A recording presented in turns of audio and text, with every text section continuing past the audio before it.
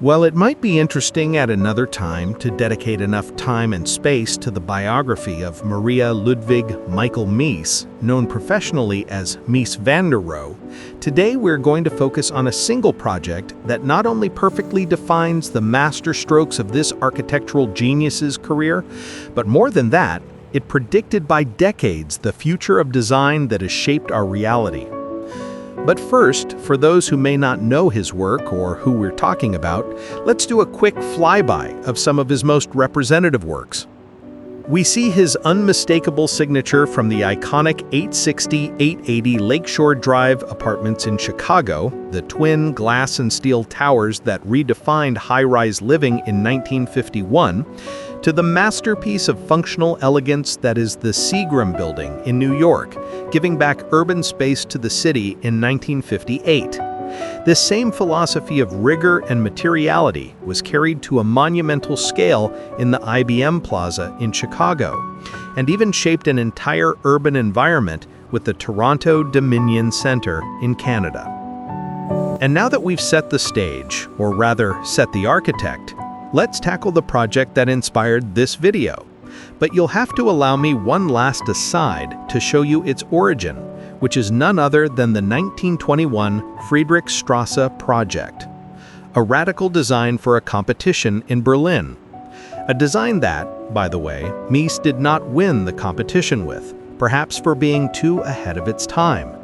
But its groundbreaking prismatic shape was a true declaration of intent.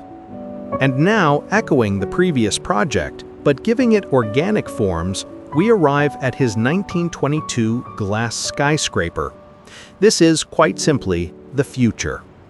A pure, undulating skin of glass with no corners, designed to play with the reflections of the sky and the city. An idea so advanced that it must have been, in practice, at the very limit of what was possible at the time.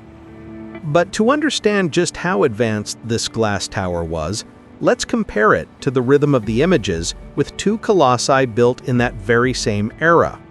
On the left, the David N. Dinkins Municipal Building in New York, completed in 1914, a Beaux-Arts giant that celebrates stone and classical ornamentation.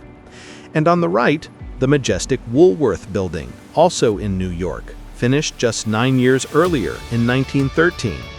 The Cathedral of Commerce, a neo-Gothic design looking to the past. Both buildings, which, by the way, are among my all-time favorites, are masterpieces anchored in history. But then, just 8 years later, Mies conceives this, a pure, light, and weightless skin of glass. It wasn't an evolution, it was a true revolution. But to put it in true context, let's see it against the best possible backdrop. Let's do a what if. So here we have his 1922 Glass Skyscraper planted in the garden of the United Nations, right next to the UN Secretariat Building. The dream of the curtain wall from 1922 next to the reality of 1952.